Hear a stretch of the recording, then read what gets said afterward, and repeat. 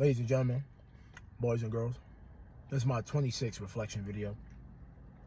And to get straight to the point, this video is going to be about the healing journey, the realities of the healing journey. Your healing journey, my healing journey. Ups and downs, ins and outs, pros and cons. You know the rest. In my reflection video series that I've been doing here, and I'm almost done, I've talked about insecurities, depression, anxiety, mental health, physical health, spiritual health, identity crises, personality things, life, all those things. And I've shared many times that in high school, when I was a teenager, I started going through different religions, trying to figure out prayer, meditation, yoga, talking to people, debating with people, going to different kinds of things, understanding myself for myself, finding out what I believe in for myself, not because of what family told me, not because of what friends or people told me, not because of what society says, for myself. And it was the best thing I could have ever done in my life, is go on that journey. Because there's grown folk of all ages who do not go on that journey, do not want to go on that journey, right?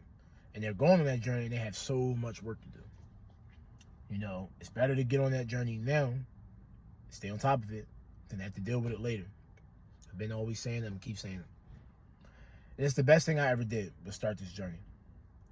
Now, like I've mentioned, had I not done that, I don't feel like I would have graduated high school. I really don't. Not that graduating high school is the end all be all in life, you like it or not.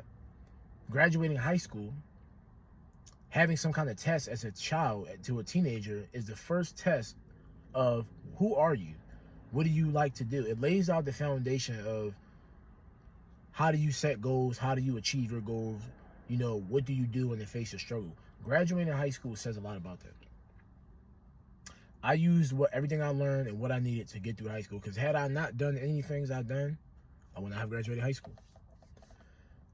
I feel like I mastered everything I needed to for the ages of 13, 14 to get out of high school, so like 17 years old. Now, from 17 to about early 20s, I had a lot of ups and downs. I had to reevaluate things, realize I don't believe in certain things don't matter to me no more. You know, I have a certain mindset. Your beliefs out here change. Your faith changes. Your mindset, the way you treat and respond to people changes. What you want and don't want out of a relationship changes as you grow, because you're going to grow, right? But what I found is, which a lot of us know, is, you know, you may think that you got over something, and then sometimes you realize you don't. Weeks, months, years later, you realize you're not over it. And I'm saying that for a reason. Because there are people in your life, family, friends, relationship, co-workers, otherwise, that get on your nerves. You know, you love them, you care for them, you know, those are your friends, you know them, you've been friends with them for 10, whatever, such years. They might get on your nerves. Family that you've known all your life gets on your nerves. You might have worked at a job for a certain amount of time or years, and people that you're cool with, but they get on your nerves. They get on your nerves, right?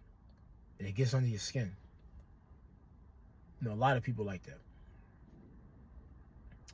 And it's exhausting and it's annoying, because when you think that you've healed from certain stuff and your response to certain things has changed, you know, you try to be nicer. You try to do things for the greater good. You try to do things for love. You try to do things in hopes that things will change. You try to do things in a way that you think will leave some kind of impact.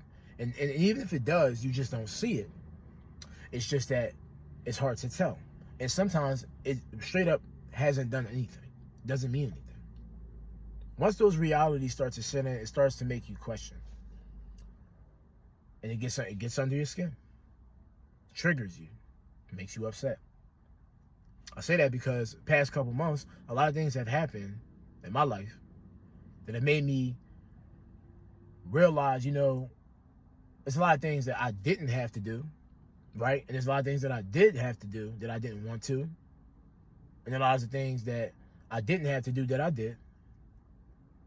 You know, and that mix of decision making that makes you realize what's worth it and what's not. Who's worth it and who's not? What matters and what doesn't? So on and so forth, right? It makes you realize that. And I have to say all that because when you're on your healing journey, things pop back up. I got a good quote and put it up here, right? Things pop back up to test you, you know? You got to stay on point, stay on guard, focus, pay attention. Certain things are distractions.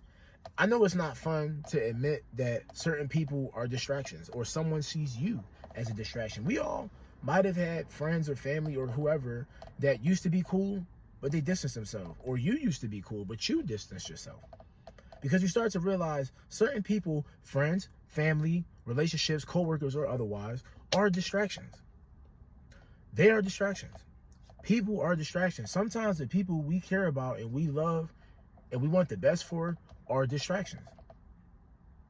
They are. And sometimes you're a distraction to them. You are.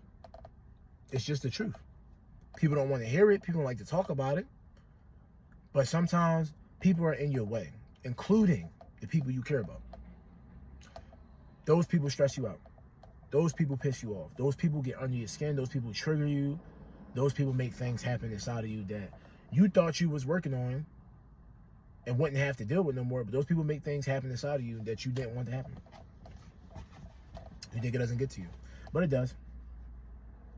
So this is turned into an event session mixed with a reflection, but I'm just keeping it real as always.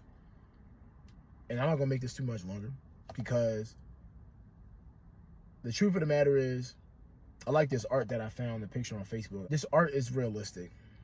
This art is life. You know, we see it all the time in movies. It's demonstrated so well in a lot of movies.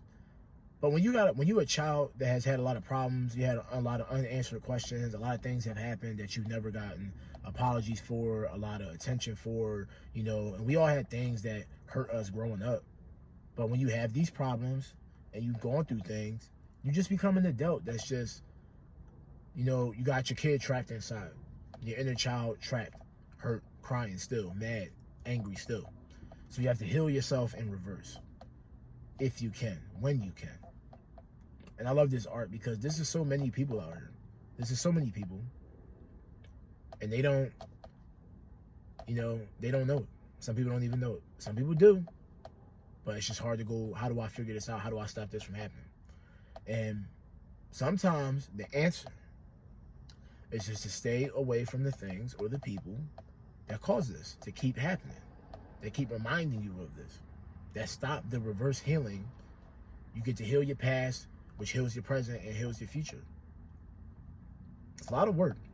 It's not easy, and things always come back up.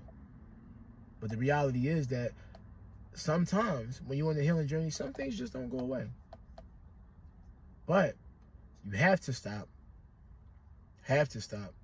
looking at your reflection and thinking it's always your fault, or letting people whose fault you know it is keep getting under you. Whether they realize it or not, whether they know it or not, whether they do it on purpose or not. That's all I got. Healing is a journey. It's never done. As long as you breathe, as long as you have time left, whatever that time is, because we all in a different timeline, work is to be done. That's physical work, mental work, financial work, spiritual work, whatever work. There's work to be done. Everybody's workload is different. What everybody wants or need is different. But we all have work to do. It's that simple.